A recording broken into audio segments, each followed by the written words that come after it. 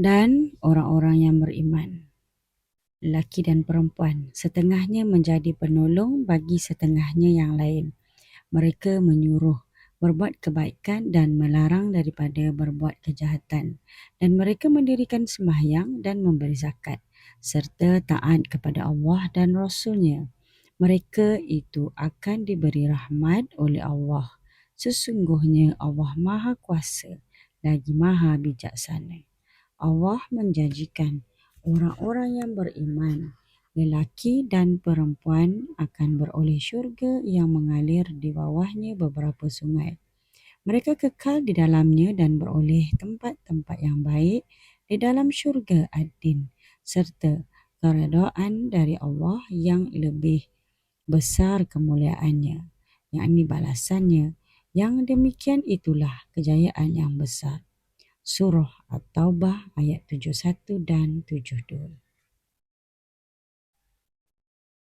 Kedua-dua ayat ini didampingi oleh beberapa ayat yang lain, memberikan jawapan dan kedudukan yang sama di hadapan Allah Subhanahu Wa Taala antara lelaki mukmin dengan perempuan mukmin. Apabila kita pandang ayat-ayat ini dari segala seginya, nescaya akan kelihatanlah bahawa kedudukan perempuan mendapat jaminan yang tinggi dan mulia. Terang dan nyata kesamaan tugasnya dengan lelaki. Sama-sama memikul kewajipan dan sama-sama mendapat hak. Pahit dan manis beragama sama-sama ditanggungkan. Lebih jelas lagi bahawa dalam beberapa hal bukan sahaja lelaki yang memimpin perempuan, bahkan perempuan memimpin lelaki. Ba'duhum awliya'u ba'din. Diterangkan lagi dengan jelas apa sahaja tugas bersama yang dihadapi mereka. Jelas di sini betapa beratnya tugas itu. Pertama ialah dalam menegakkan agama, amar ma'ruf, menegakkan kebenaran dan keadilan, mengukuhkan akhlak yang tinggi dalam pembangunan masyarakat. Demikian juga nahi anil munkar, mencegah berbuat yang mungkar yang boleh menjatuhkan mutu masyarakat dan merosak akhlak, mengacaukan ketenteraman yang telah dapat ditegakkan selama ini. Kaum lelaki beriman dan kaum perempuan beriman sama sahaja tugasnya dalam amar ma'ruf nahi mungkar ini. Rasulullah SAW telah berkali-kali memperingatkan bahawasanya apabila amar ma'ruf dan nahi mungkar tidak tegak lagi dalam masyarakat, alamat masyarakat tadi akan runtuh. Kemudian diterangkan lagi tentang tugas bersama mengeluarkan zakat.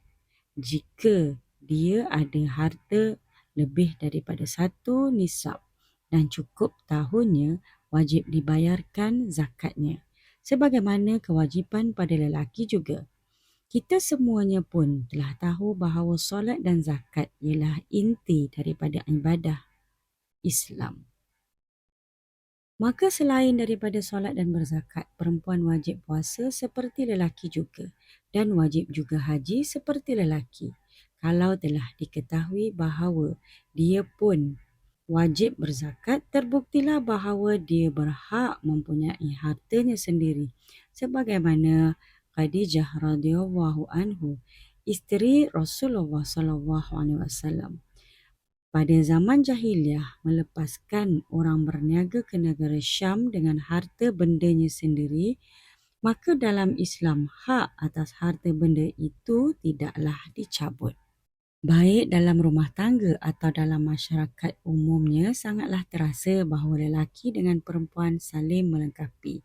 Contoh ini dapat kita lihat dalam kehidupan Rasulullah SAW sendiri sebagaimana yang disebut dalam sirah. Yang pertama sekali adalah kerana baginda mula-mula menerima wahyu dan baginda turun dari Gua Hira. Sirah mengatakan kepada kita bahawa baginda segera pulang ke rumahnya dan meminta kepada isterinya yang amat dicintainya itu, Khadijah, agar diambilkan selimut badannya menggigil supaya diselimuti. Zamiluni, Zamiluni, selimuti aku, selimuti aku. Maka tersebutlah dalam sejarah, dalam hadis-hadis yang sahih bahawasanya pengalaman pertama menerima wahyu itu benar-benar mengoncangkan perasaan baginda. Sehingga setelah baginda meminta diselimuti, baginda berkata kepada Khadijah, Inni qad kashitu ala akli. Kalau kita hendak artikan dengan tepat, dapatlah kita katakan, saya rasanya seperti akan gila. Apa sambutan isterinya tercinta? Khadijah berkata, kita artikan secara bebas.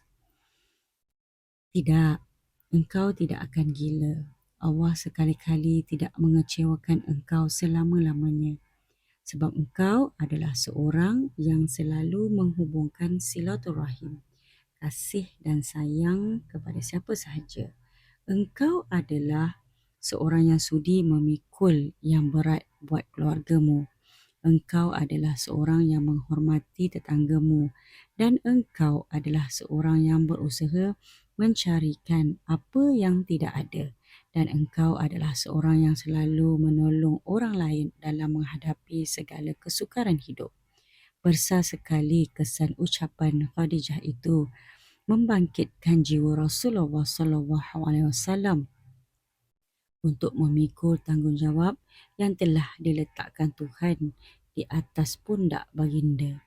Malahan bukan itu sahaja, Khadijah membawanya menemui bapa saudaranya yang jauh lebih mengerti selok-belok wahyu itu, Waraqah bin Naufal. Dan daripada Waraqah bin Naufal itulah Nabi Muhammad SAW mendapat keterangan lebih jelas bahawa apa yang dialaminya itu adalah apa yang juga telah dialami oleh Nabi Musa AS dan Nabi-Nabi yang lain. Itulah namus, itulah wahyu dan itulah Jibril. Waraqah menegaskan kalau usianya panjang, dia bersedia menjadi pengikut ba'duhum awliya ba'din, yang sebahagian memimpin kepada yang sebahagian. Sehingga jelaslah bahawa kejayaan yang dicapai oleh Nabi Muhammad SAW sebahagian besar adalah kerana berdirinya seorang wanita mukmin di sampingnya, menyelenggarakan suami dan mendidik anak-anak. Bahkan seluruh harta bendanya dikorbankan untuk menyokong cita-cita suaminya. Dialah orang pertama yang menyatakan iman kepada risalah yang dibawa Rasulullah SAW. Tidak salah jika baginda pernah menyatakan bahawa kedudukan isterinya itu sama tarafnya dengan Maryam ibu Isa dan Asyah isteri Fir'aun yang beriman. Setelah hijrah ke Madinah, baginda bermimpi dapat mengerjakan umrah ke Mekah dengan aman, tidak kurang suatu apapun. Lalu pada tahun ke-6 Hijriah diajaknya lah 1,200 orang pengikutnya pergi mengerjakan umrah itu ke Mekah. Tetapi sesampainya di suatu tempat yang bernama Hudaibiyah, datanglah utusan-utusan kaum Quraisy dari Mekah menyatakan keberatan menerima kedatangan Rasulullah SAW pada tahun itu kerana mereka belum mahu mengakui kerasulan baginda. Bahkan mereka memandang baginda sebagai musuh. Apatah lagi setelah peperangan Badar dan Uhud yang terkenal itu.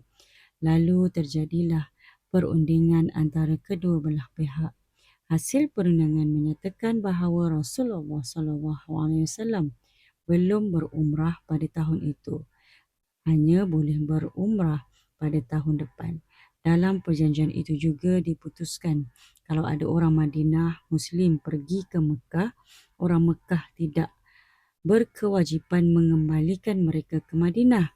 Tetapi kalau ada orang Mekah pergi ke Madinah, Nabi Muhammad SAW berkewajipan mengembalikan mereka dengan segera ke Mekah. Dibuat pula perjanjian bahawa 10 tahun lamanya mereka tidak akan berperang. Rasulullah SAW dengan yakin menerima perjanjian itu. Baginda memandang bahawa perjanjian Hudaibiyah ini sebagai satu kemenangan diplomasi yang luar biasa. Hal ini kerana walaupun orang Quraisy belum mahu mengakui bahawa baginda ialah Rasulullah, mereka dengan sedar atau tidak telah terpaksa mengakui kenyataan, iaitu bahawa mereka berhadapan dengan pemimpin yang disegani oleh para pengikutnya. Sehingga salah seorang utusan Quraisy telah kembali kepada yang mengutusnya di Mekah sebelum perjanjian ditandatangani, mengatakan terus terang apa yang dilihatnya. Bahawasanya pengikut Nabi Muhammad SAW menghormati baginda seakan ketaatan rakyat kepada kisranya di Persia atau kaisarnya di Romawi. Itulah salah satu sebab Quraisy mahu membuat perjanjian. Sepintas lalu kelihatan perjanjian itu mengalah sehingga Umar radhiyallahu anhu sendiri pun mengatakan keraguannya ketika disuruh membuat surat perjanjian. Ali bin Abi Talib kelihatan agak enggan sehingga Rasulullah SAW memerintahkan dengan sikap marah. Akibat perjanjian itu, naik haji diundurkan sampai tahun hadapan. Mereka mesti kembali ke Madinah dan untuk itu pakaian ihram ditanggali dan dam, iaitu denda, kerana tidak jadi melakukan umrah harus dilunaskan. Maka ketika Rasulullah SAW memerintahkan memotong dam, menyembelih haiwan untuk membayar dam dan mencukur atau mengguntingkan rambut, semuanya kelihatan enggan sehingga baginda nyaris marah. Muka Rasulullah SAW kelihatan marah kerana perintahnya tidak dipatuhi. Pada saat penting itulah isterinya yang ikut serta, yakni Ummu Salamah radhiyallahu anhu, menarik tangan Rasulullah SAW ke dalam khemah dengan wajah yang tenang untuk meredakan kemarahan baginda. Dengan tenang Ummu Mukminin Ummu Salamah radhiyallahu anhu memegang tangan baginda dan dengan tenang pula dia berkata, "Janganlah engkau marah ya Rasulullah. Engkau mulai sajalah sendiri. Segera, sekarang juga engkau keluar. Engkau gunting rambutmu, engkau sembelih binatang dendamu. Kemudian tanggalkan pakaian ihrammu dengan tidak usah berbicara lagi." Termakan oleh Rasulullah SAW perkataan isterinya itu, baginda pun keluar dari dalam kemahnya, disuruh khadam mencukur rambutnya di hadapan kemah dan baginda menyembelih sendiri binatang-binatang ternakannya dengan tidak bercakap sepatah jua pun. Ditanggalkannya pakaian ihramnya. Melihat yang demikian, maka seluruh orang itu pun segera menuruti perbuatan baginda, mencukur atau menggunting rambut, menyembelih dan masing-masing menukar pakaian. Semuanya berjalan dengan tenang dan dengan lancar. Tidak ada yang membantah.